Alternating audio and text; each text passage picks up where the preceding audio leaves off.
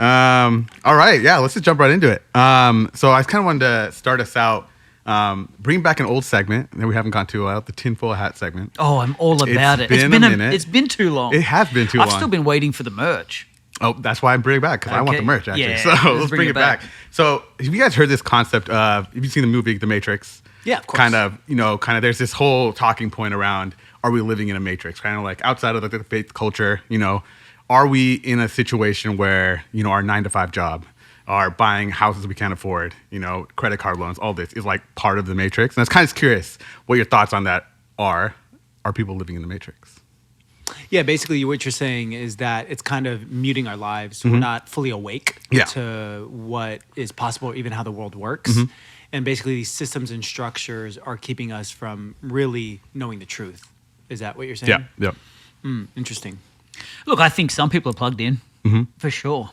I think that not virtually into an actual matrix, but I think the way that they're living is certainly a matrix-centric life. If you're not doing something that you're passionate about, when I apply a kingdom perspective, work is a privilege. Work is a gift. The fact that we get to work, that we get to use our skills, we get to use the craft and the nature of what God's put within us to build, there's a famous quote by David Sachs where he says, you can only live on a yacht for a year. Yeah. Because everyone's trying to work to not work. Yeah. And then you don't work, and all these wealthy people who make it rich, whether it's in the .com era or whatever they had an exit from, and then they go, I'm just going to live on a yacht. Well, after a year, it gets kind of boring. There's only so many things you can do. And then they end up just going and doing work because they realize work actually is just, it's a value to have as a worker, to be able to produce something, but it's also something that gives you mission and purpose, that you are working to build, or you're working towards something. You're contributing to society. And I think that if that is the orientation of your work, you're going to have so much enjoyment. I always tell people, do something that you get out of bed for before your alarm. Nice. That you're almost like, man, let me at it. Yeah. I can't wait to get up. But sure, if you're hitting snooze 3 times on your alarm and you're dreading Monday coming, and maybe there's a good indication to reorient your life and get out of the matrix. Yeah. I don't think I'm actually that disciplined. I'm just really excited. That's good. Yeah. I'm excited to get up. Yeah. I'm excited to tackle the day. Right, because when you ever talk to a successful founder, business person, they inevitably will say, most often than not, they'll say, I'm an early riser. Now, I don't know. I agree with that. I don't know if it is so much discipline. Right. As I don't love the process of waking up, by the way. right. But maybe it is that they're just very excited to get up and get started on what they're tackling that day. So in answer to your question, I do think The Matrix is such a great movie because the concept people could relate to, that they were caught in a system. And I think the reality is, philosophically, I think there is a matrix for many. Yeah, no, I think that's great because this is actually tying into where I wanted to chat about today, which is innovators. Like, what is an innovator? And like kind of how you define that. Because a lot of what I've talked to with some of my friends, I'm coming from the background of like, I'm an IC, I'm a builder. I'm not really in the shape of, or like I haven't really founded any companies or anything like that. But I've had that mindset of wanting to do that. But a lot of my friends that are kind of in this space, still in like the IC role, we kind of talk about this idea of breaking out of the matrix and being your own boss and taking that break. But it's interesting that you guys kind of talk about how it's not a matter of, you breaking out and becoming an entrepreneur. You can be a builder, but if you're excited about what you're doing, yes, you can kind of still do that. So I kind of wanted you to contrast the two. Do you think everybody's meant to be an innovator, or there are builders and there are innovators, and they're like two separate categories that everybody's in? I think everyone has the potential to be an innovator. For sure. Whether you're an individual contributor, you can still be an entrepreneur. Within the organization. You don't have to be an entrepreneur, meaning that I'm taking all the risk to go out and start something from nothing. I think within an organization, if there is the scope for you to be creative and try stuff, at the same time, the difference is, on an entrepreneur level, you have to earn your stripes to get that ability. To get the privilege to be able to take risks and try stuff and go off script within, the product that you're actually building. That you have to earn that. Okay, you can't expect just to start a company and then get that availability. So you have to prove something. You have to add value. as an entrepreneur, you're pretty much just going to show value as you go, but all the risk is pretty much on you. But I think innovation isn't just through starting something. I think innovation comes through enhancing something as well. For sure. Yeah, I think, I got a couple thoughts here on the entrepreneur side of things. When you think about the Matrix, unplugging from the Matrix, there's a sense of desiring freedom, right? To burst anybody's bubble, when you become an entrepreneur, it doesn't necessarily mean you're quote unquote free. Right. You just have a new boss, whether that's your board or if you're bootstrapping a company, it's your customers, it's your partners, investors, right? Investors. And so you always have a boss. Okay, you always report to somebody, you're always accountable to something if you want to do something significant, right? If you're just kind of making enough money just so that you can eat, maybe, you have true freedom, but that you're not doing anything significant. In addition to that, I would go as far to say is that if you are a Christian, you have a responsibility to be an innovator. I actually believe that the people that first revealed Jesus as king were innovators, right? The Bible says they were wise men. These wise men, if you dig a little deeper, they were the Magi.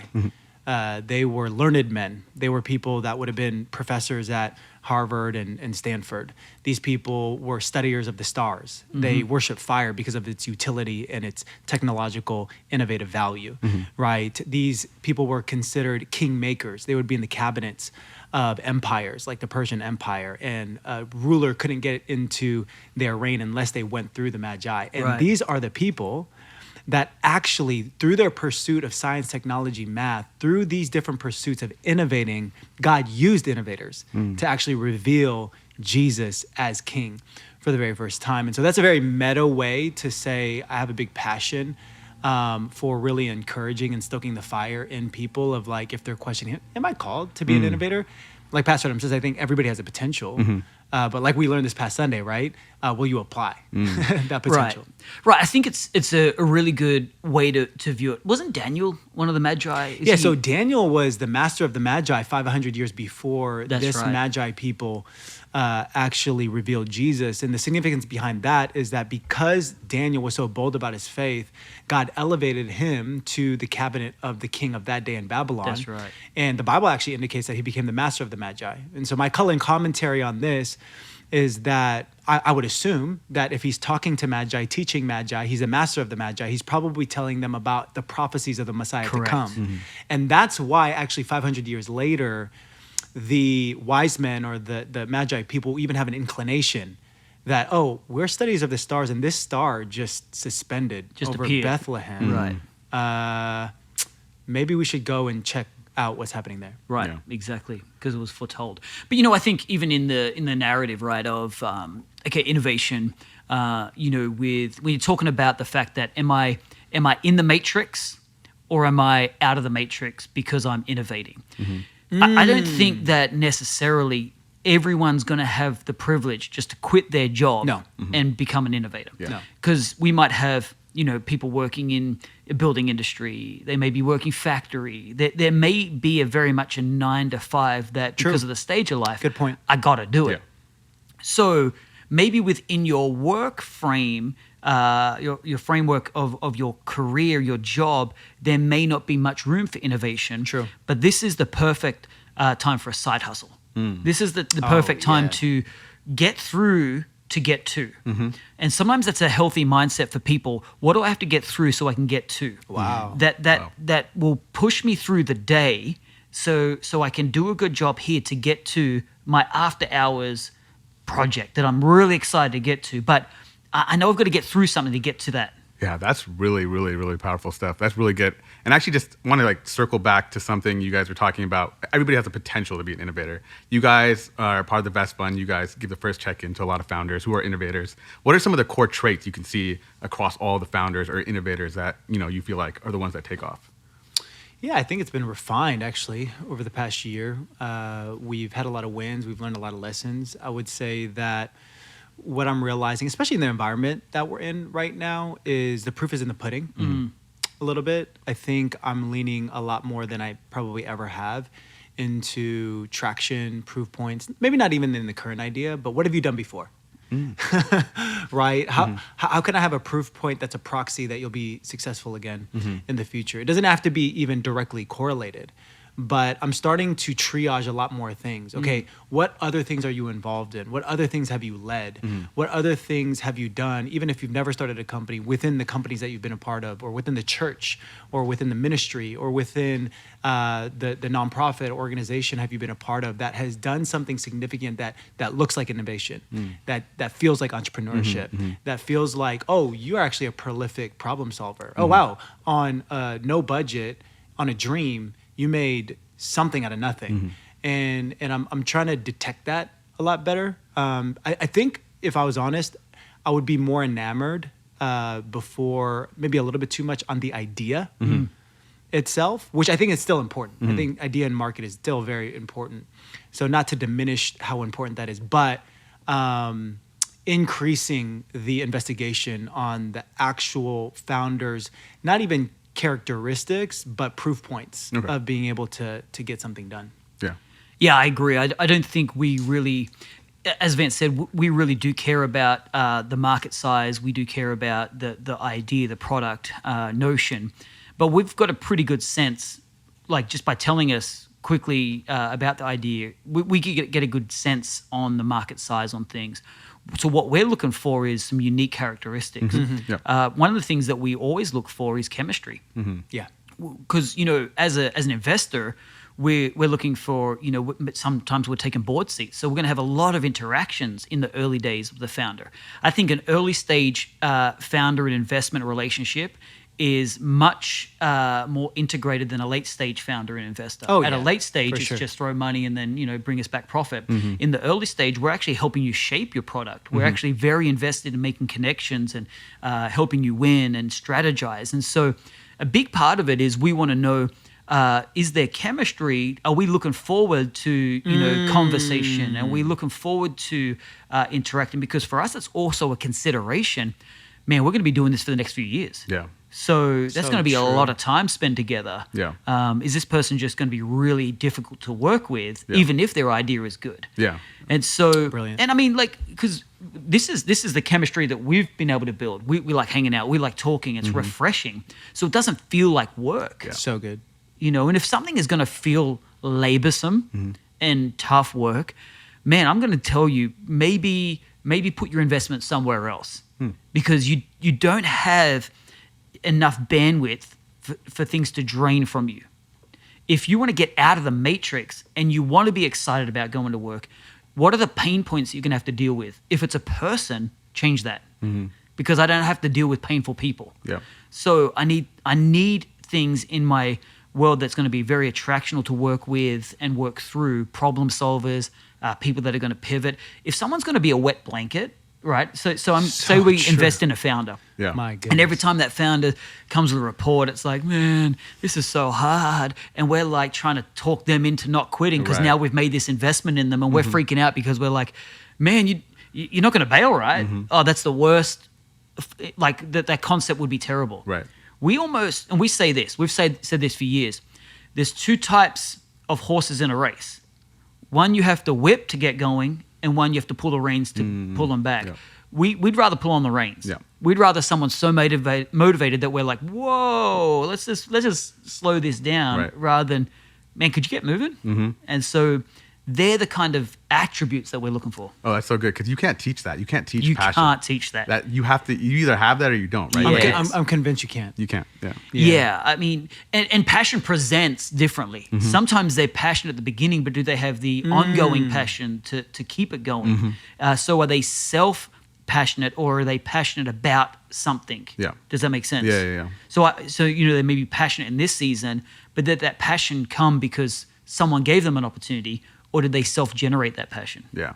And actually, I just wanted to speak to all the future innovators out there, the ones that don't have the proof point, maybe the ones that are kind of figuring out how do I go from these ideas that are in my head to actually putting into practice. So for both of you guys, what was that step for you when you went from maybe you were just an IC or a builder into okay, now I'm gonna become a visionary, or maybe that was just always in you and you were always like that. But what was that kind of transition? I mean, I have two incredible examples I've been privileged to be a part of. Obviously, Vive is a very entrepreneurial endeavor, right? Kim and I being able to be part of Pastor Adam and Kira's vision back in 2011, 2012, and still today. remaining and seeing this church grow and thrive. That's a huge example that I use. It's a great proxy. It's not a for-profit company. It's a nonprofit entity, organization. It's a church. It's a charitable organization, but it has the dynamics and the ingredients of what a startup is like, right? If anything, in a lot of ways, it's harder because you don't have equity to give to staff to motivate them. You have to actually be a good leader, you know? And so you can always play it in your favor, right? I also think that vocationally in the past, being in tech, right? My experience in Google is actually not that helpful when it comes to startups because you're more of like a small cog in a big machine. Although I leverage it, I do think getting into companies like that is still a signal. Sure. What's actually more impressive when I'm raising money is when I talk about my experience at this company called Adara, which was I joined in at employee number 20, and I was the first product hire, so I essentially led product for the time that I was there. And when I joined, there were $2 million in revenue. And when I kind of left full time, they got to 100 million in gross revenue, right? And so that wasn't all me, right. But being able to piggyback off of that experience really provided a lot of people to increase their credibility in my ability to be able to build.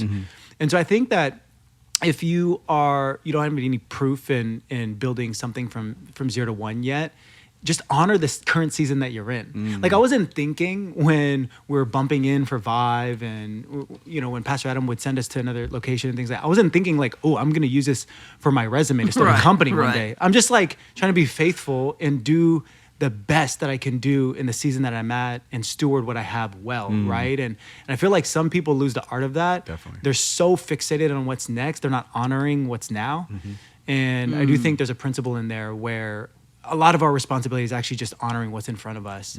Well, having a vision, but first honoring what's right in front of you. Definitely. Yeah, I think you can't plan every step, right? If you're looking at every move to build a resume, you might miss the surprise season that actually was one of the most beneficial elements to your breakout moment or what you learned, right? What we've learned through building the church out of diligence has been, it's literally been the best leadership lessons. Oh, yeah. Because I always say that, really true leadership happens in a volunteer environment. Yes. It's hard, when people tell me, I'm in a leadership role in my workplace, I kind of chuckle because I'm like, well, that's a pseudo leadership because, if you stop paying them, will they come? And will they do what you ask them to do? And the answer is no. So you're leveraged your leadership more than, just done a great model to follow. So, yeah, I think just putting your hand to work in a diversity of areas, I think volunteering is a huge aspect of growing for the future founder. Yeah, no, let's talk about that. Like you said, the best job you can do right now if you're not in that leadership position is to be like the best follower, right? Some of the best followers can be the best leaders. Yes. And like you guys have talked about this as you were building the church early, you didn't go out and recruit like a bunch of other outside people. You kind of try to find the talent on the inside. So like talk about that. Talk about finding the best followers that can then become the best leaders. Yeah, I think that's a really good way to put it, is that you're building from within, right? And so you're trying to really put tasks ahead of people. You're trying to give responsibility and see who can rise up under the weight. So what we're looking for is weight bearers, weight carriers who can carry the weight and actually take on more, and then who can distribute that weight. And there's a natural leadership because there is a recruiting to a cause. And so in the early days when we were forming the church, when we met Vance and Kim, there was obviously you guys were very young. Like you guys were 22 out of college. But in many ways, there was an appetite for excellence that when we use language. And so it was the vision of what wasn't a reality, but what we're looking to build. And it was different words that resonated with them. When we talked about, hey, we want to build with excellence. We want to do something so well that it actually resonates with people, and that, we want authenticity and all these words that were shaping what Vive is today. We spoke back then, and that was enough for them to go, let's do it. Let's do it. And it wasn't even the ministry in practice. In fact, they signed up before I even preached one sermon. Yeah.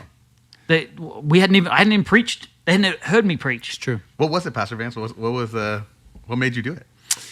Yeah, I mean, Crazy.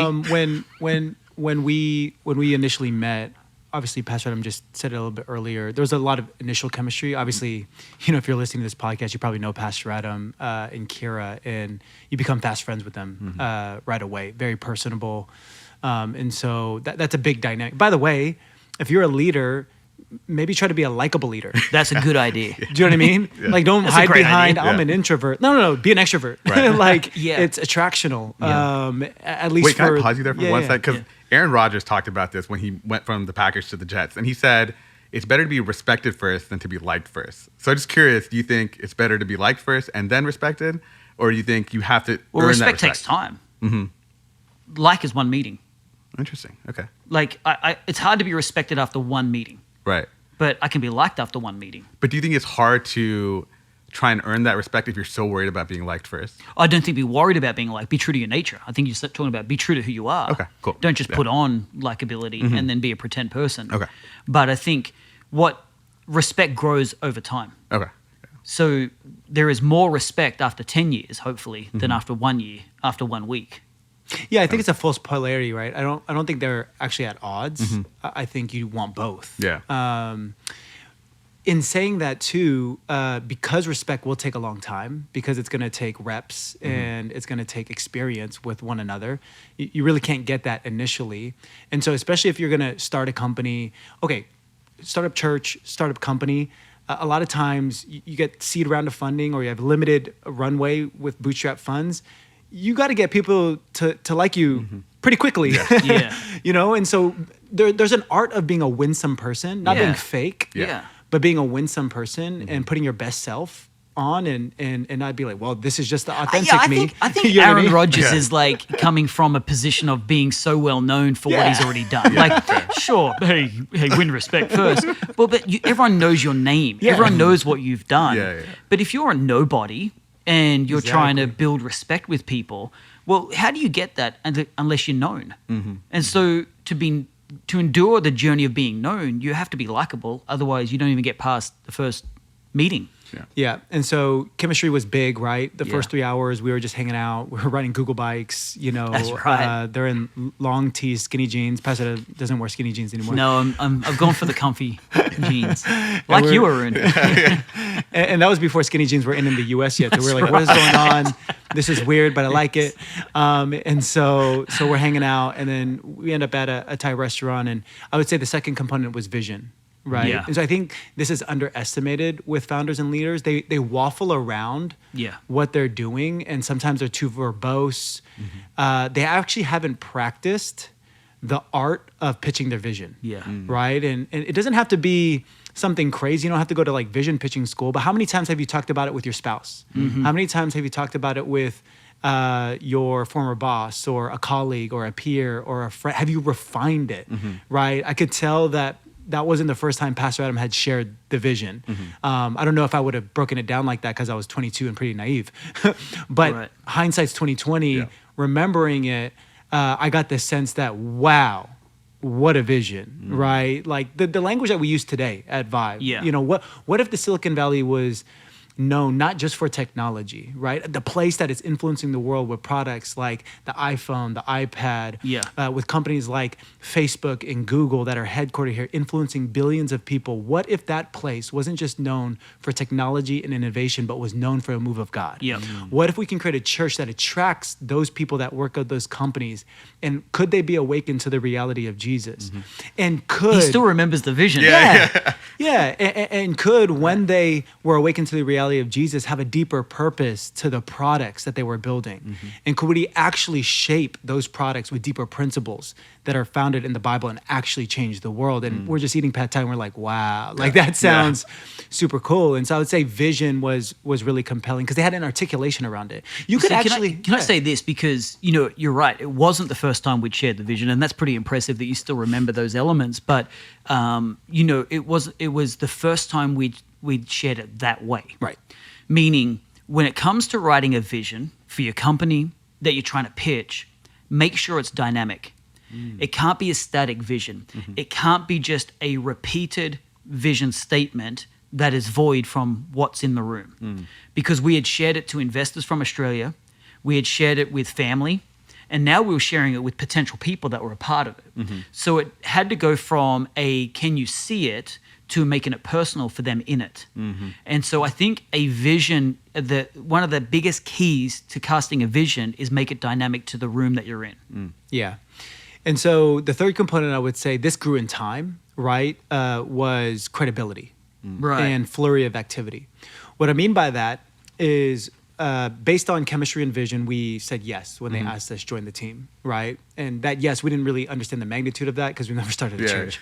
So it's kind of like a naive yes. With Neither had we. Yeah, exactly. So where does the credibility come in? Exactly, yeah, with a mustard seed level faith, right? Yep. I think the Bible talks about that. But, in getting going, I would say the third pillar that really took a seed into sprouting into fruit and momentum and things like that was the credibility that preceded them. What I mean by that was they had their family fly in, help them kind of move into the rental house that they were going and meeting their family and their parents and like, oh, okay, wow, this is a great family. And then they had, people that were part of their youth ministry fly in to visit, and then sitting across a dinner table and hearing crazy stories about youth ministry over the past 10 years and the revivals that they've seen and the trips that they've done and the people that they've seen saved and things like that. And then you had another kind of kingdom builder type person donate $80,000 worth of sound equipment and things like that.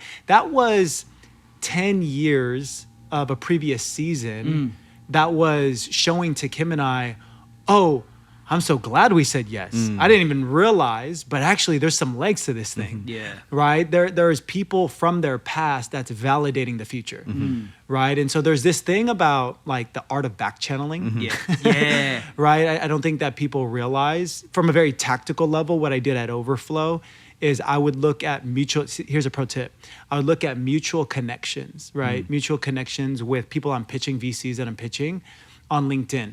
And I would ask that mutual connection that knew me, that could advocate for me. Hey, can you text that person? I just pitched them and advocate for me. And hey, I heard you just met with Vance. He's the best. I'm actually in the pre-seed round. You got to get in and all that type of stuff, right? And then what I would do, actually, here's another pro tip. Man, this is insider gold right here. I would put a retargeting pixel on the overflow.co website. And so literally there was an ad that would follow the investors because they look at our website to research the company, and I cookied them, and there would be an ad on LinkedIn, Instagram, Facebook that would follow them everywhere that they went. So psychologically, like, oh man, Overflow's everywhere. Overflow's everywhere. It's huge. I need to get in. And so there's these tactics that help frame, and it's not manipulation. What I'm saying is it's momentum.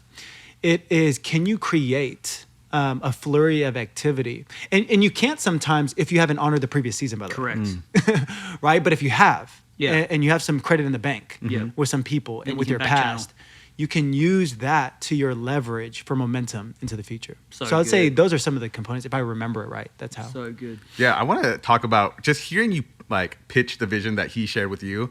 I think a lot of times, like the founders or people that I hear about that are starting companies, a lot of it is it's their idea and they're just trying to share that with other people, but not to share it to be in that idea with them. And I think for you, it was you shared the vision, and now that vision has also become Pastor Vance's. So it's like not just your vision, it's his vision now. And then the next person that he pitches, it's their vision. Ooh, good insight. It's like, how did you kind of go about that? So it's not just you're sharing your vision, but it's bringing them into that vision with you. Well, that's what I was saying about the vision being dynamic, right? So when I'm in Australia and I'm trying to raise money from people to send us, I'm giving them a picture of what we're going to do for us. So could you do this?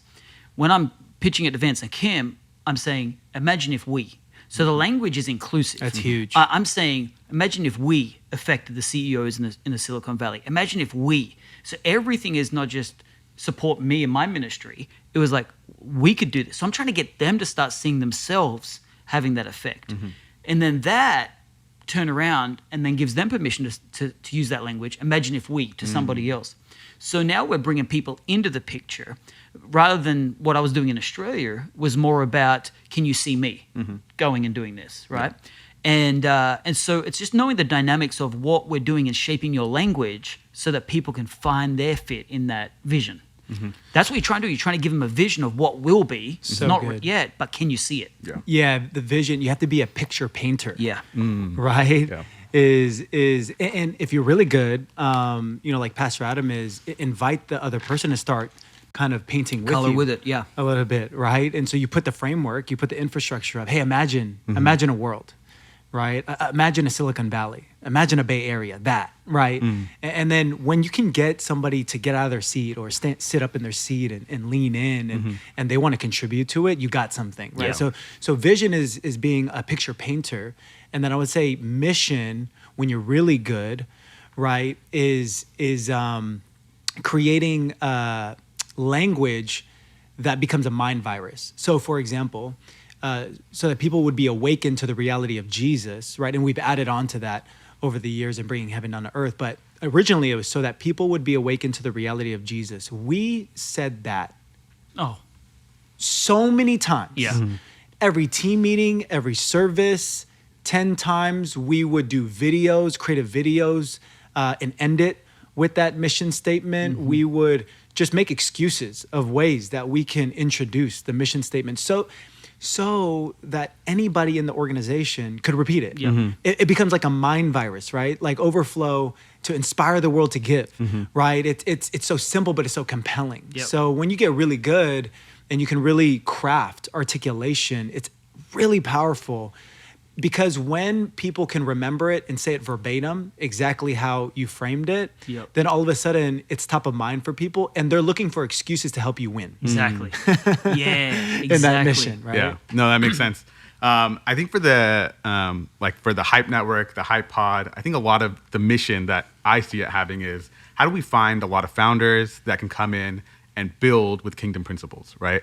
And there's this book out there that was recommended to me. It's called The End of Reality, How 4 Billionaires Are Selling a Fantasy Future of the Metaverse, Mars, and Crypto.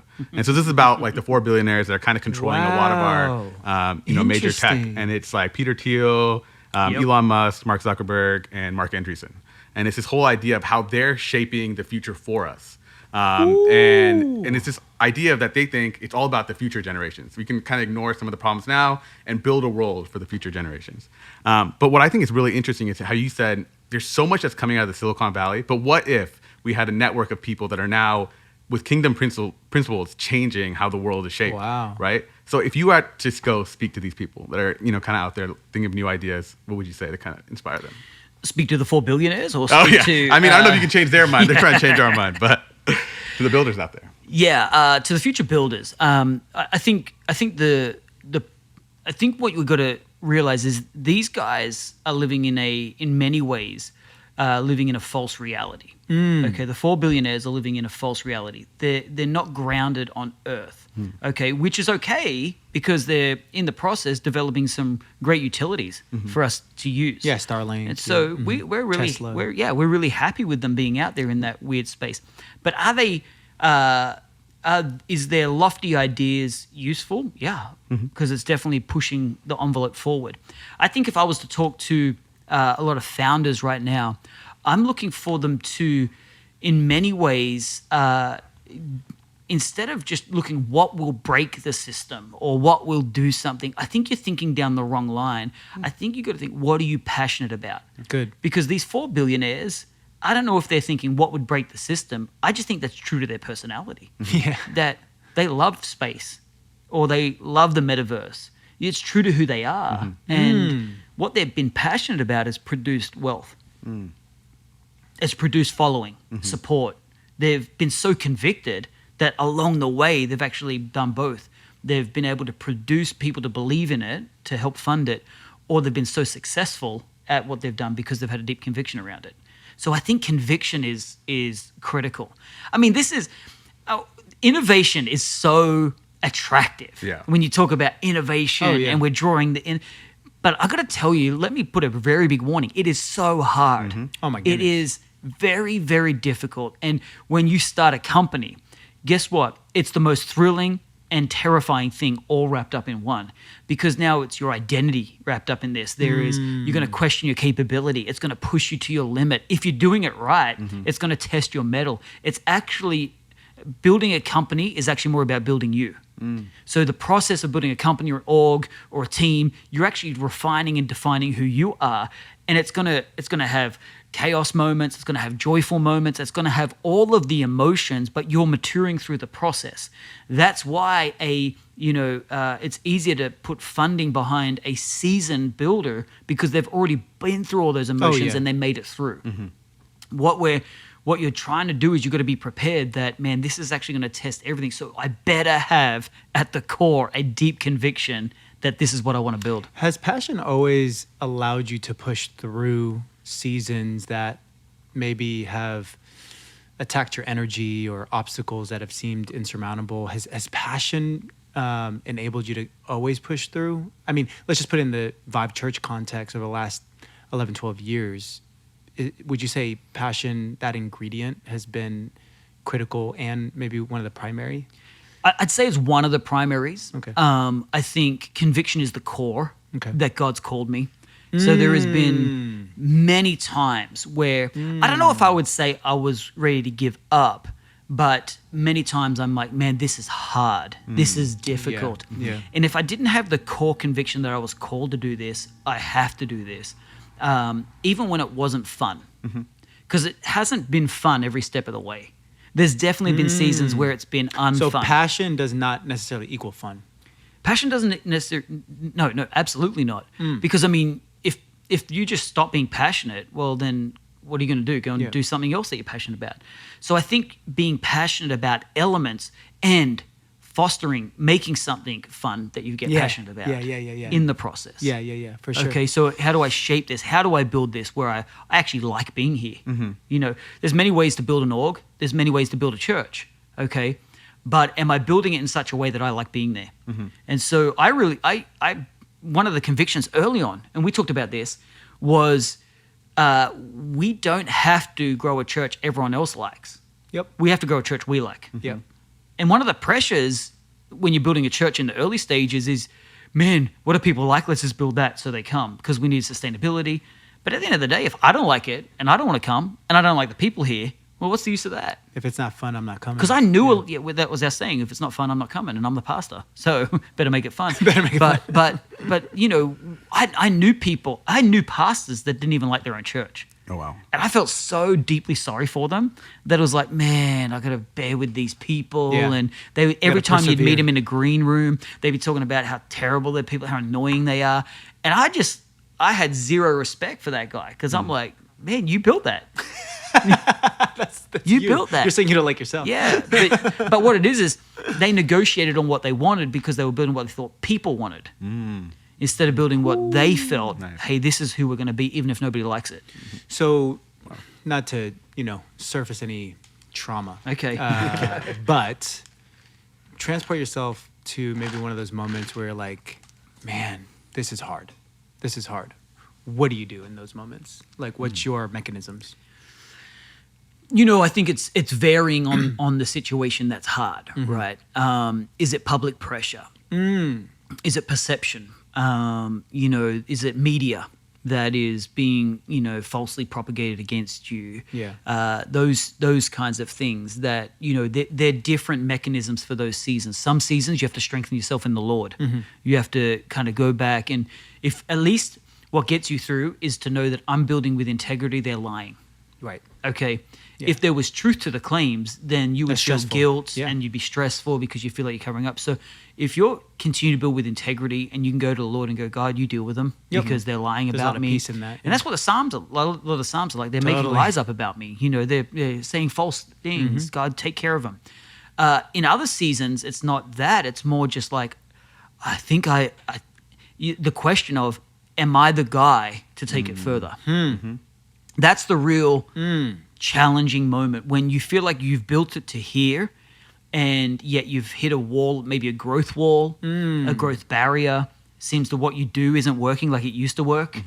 And then you're wondering, like, am I the guy to take it forward? Yeah. Because you, especially with if you're building something right, you've got such a deep love for it that you actually want it to win even beyond you. And so sometimes you'll be confronted with, I want this to win and work so much that if there was someone better to do this, I'd let them do it. I want to stay on this point because I think that might be what's stopping people from even getting into the innovation space. Okay. They might not be, I have an idea, but I might not be the guy to take it, that space. How do you kind of break that barrier? Yeah, I think I think it's not a bad place to be as long as you reconcile that, well, maybe that means I am the best person to build it then. Meaning that I really feel like I've got to be the person to actually start taking it as... So my reconcile or the reconciliation in each of those seasons, because there's been many, was, well, let me keep taking it as far as I can. And I don't have to take it all the way, but I take it as far as I can. As soon as I make that resolve, I find that I take it further. And I find that I can take it further. What it is I'm dealing with my own vision. I'm dealing with the disparity between where I am and where I see us going, and I don't know how to get there. I have the vision for it, but I just don't have the know-how to get there. So if it's too intimidating, the gap between where I am and where I see us going, can I just take it part of the way? But each and every step, I'm getting a little bit closer. And so the gap is reducing, and I actually realize, well, I've brought this far. Let's just keep going. Yeah, that's so interesting because, in distance running, right, we've dabbled in that a little bit. If you're training for something, for example, or if you're trying to get to certain distances, it's always interesting when you're pushing yourself that there's actually a lot more in you than you thought. Yeah. Like that time where you're like, no, I'm giving up. Like I've done a half Ironman, and it's like there's been multiple times within that race I'm like, I'm giving up. I'm like, I'm done. But then you finish the race and you're like, oh, I did it. There was more in me, Right. Well, it's measure markers, right? When you're running a marathon, you're not thinking how many miles to the end. You're thinking, can I get to the next mile? Yeah. Can I get to that next marker? So and you good. have to then get to a point where you're visually identifying a marker and you go, I'm running to that corner. Then when you get to that corner, you extend it a little bit more. And then you just keep moving it just marginal. So I can see, I might not see the end, the finish line, but I'm seeing the next marker. And I got to get it to that point. Yeah, I think there's something in that, right? Because going back to the Matrix, these social constructs, I think something when I don't know about you guys, but when I grew up, I just felt like everybody was saying it's all about retirement. Yeah. And for some reason, I had a picture of like just in the Bahamas without a shirt on and just laying down there for the next 30 years till I die. Yeah. You know what I mean? Yeah. And then, you learn a little bit more about life and you're like, oh, that actually doesn't sound awesome. Yeah. Like that sounds awesome for a week. Yeah. But I used to read, I made Kira read a book, Retire Young, Retire Rich by, is it Robert Kiyosaki? Yeah. That's right. I made her read it because I was so ignited. Hey, babe, we're going to retire at 30. And we were brand new married. We were youth pastors at the time. I had a business, an electrical business. And so, I was convinced, man, if we play our cards right, man, we're going to retire at 30. Well, God had a different plan. And so, but the principles were true that we learnt from that book. And I would highly recommend that book, not from the idea of retirement, but from how to actually create and generate wealth out of the box thinking. Totally. And so that it can do something, right? Generationally or for a deeper purpose, because I don't know if it's an American concept, a Western concept, whatever, this kind of living in Bahamas when you're 65 for the rest of your life type of thing. But it does seem like in different cultures, for example, Japanese cultures, the process was the destination.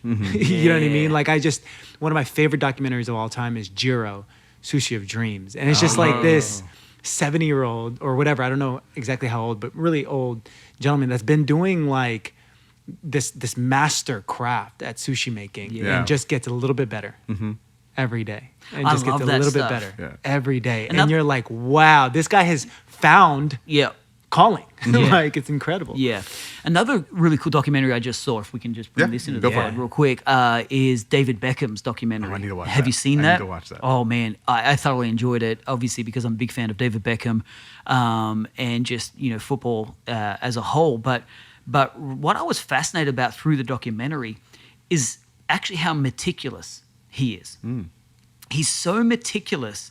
And it comes up, it repeats throughout the different, episodes where whoever's interviewing him comments several times about how clean the kitchen is. It looks so clean, it looks brand new. Wow.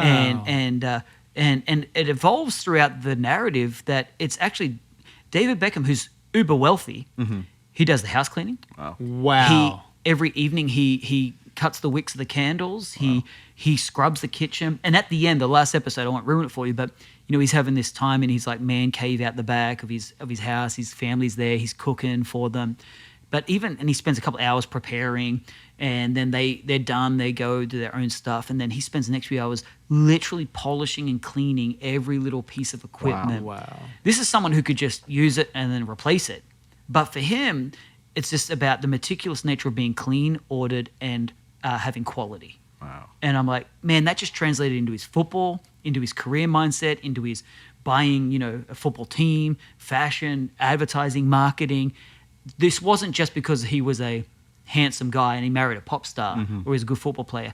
He was actually very driven throughout his career to maximize the potential. That's beautiful. Wow. I mean, the way that you do one thing is ultimately the way you do most things. Yeah. Yeah. Right. And so, wow, what a beautiful example. That's awesome. And I think that kind of comes out in what you build too. Like who you are comes out into the things that you build, right? No doubt. Do you see that in like your company or the church as well? Like who you are, or even the founders that you see fail, maybe it was who they were on the inside came out into the business that they're trying to build. Oh, I don't think you can build a culture that you're not. Yeah. Exactly. I think the culture is, you would say this first, 3-4 years of Vive, Pastor Adam, you would, kind of build attention, highlight all the problems that we had within our team and our church and, the barriers that we're trying to break. But then you would always pose a question like, it's on us. Yeah. If we don't like what we see, Yeah. then it's literally a reflection of us. Yeah, you can't disconnect yourself from your organization and go, wow, hey, that sucks. Well, then, okay, that's you. And you look at the excellence of Overflow, right? It is what it is because of who Vance is. As a founder, his mindset to be generous. You can't build a generosity platform if you're not generous. All right, it's going to be true to who you are. So you couldn't just bring in a replacement CEO who is stingy and it's just going to actually kill it because it's who he is. And I think what we're going to look at is when you are building a organization, it's a discipline to go, not do I want to just what do I want to see, but who do I want to be? So good. So I've got to live that So for good. that to be the reality of what I'm building. No, that makes sense. Before we close out the episode, I think the last topic I kind of want to tie this off with is the responsibility of innovators. I think in the faith space, we have like a different responsibility than I think outside of the faith space. So kind of just wanted you guys to talk about what you think the responsibility of innovators are. And I'll tie it to this is I think for example with Elon. He has a lot of stuff where he bought Twitter, he bought the user base to create a new service to do his bidding. Whatever you want that bidding to be, we'll find out. But he bought that, and so how he's changing the service is for whatever his future service is going to look like. He doesn't really maybe think about the impact on all the different areas that the people that use the service are. Because these people are just like free marketing for him for his future service. But for future builders that are out there that are building with kingdom principles, what are the responsibilities? Observation I've made actually pretty recently is that if kingdom-minded, faith-based innovators don't rise up, most of society will continue to be discipled by HR departments of big tech. It's amazing. And so I think true. we have a massive responsibility. Yes. I just talked to regular, I think, well-meaning people that I would get along with, and we can have a drink and we can have dinner and things like that, but they are so ideologically stained by what they can and cannot say because of the HR department at their company, that it's influenced just the way that they live. Yeah. And I'm like, oh my goodness, like that is a lot of influence. That's a lot of shaping of society that I'm not going to call out specific companies. And maybe it's not just big tech. It's a lot of the Fortune 500 companies, a good majority of them, not all of them, hopefully there's some good ones out there. But I do think we have a mandate. I think we have a mandate to build successful, profitable, value-creating companies in the world so that we can have HR departments that don't have these ideological bents. Yeah. Yeah, I love that. I also still subscribe to the fact that it's not really innovation unless it's disruptive. Unless it's disruptive to some system or structure or way of thinking or way of doing, then it's not really innovating. You are just enhancing. And enhancement isn't innovation. So if you're just taking, the idea of somebody else built something, but I'm just taking all their thoughts and making it a little bit better, well, cool, you're in the enhancement category. But innovation is taking something and reinventing it so that it becomes disruptive. What Elon did with Twitter, he took something that was widely used, a huge user base, but with a lot of problems. If he bought Twitter just to clean it up or just to make it a bit more public, well, then that wouldn't have been innovation. But all the plans that are coming out now and the payment platforms, and it is literally going to be a public square. His vision was to make it a public square, not just a rhetoric, station. And I think that's classic. That's true to an innovator. Right there. Yeah, and I think, but there's some risk, right, when you become a true disruptor, right? Yeah. I think of the movie Oppenheimer that came out. You kind haven't of seen it. him. I want to see it. Look, guys, I It's know. incredible. I'm waiting for it to come out You on need to end Apple this pod TV. right now. You need to go watch Oppenheimer. Where do you see it? I don't know if Prime. it's theaters. Yeah, Prime Prime. Video. Prime. Yeah, Prime. It's on Prime? Yeah. Let's go tonight. But he had this internal debate, right? Like he had to figure out what was that line he said?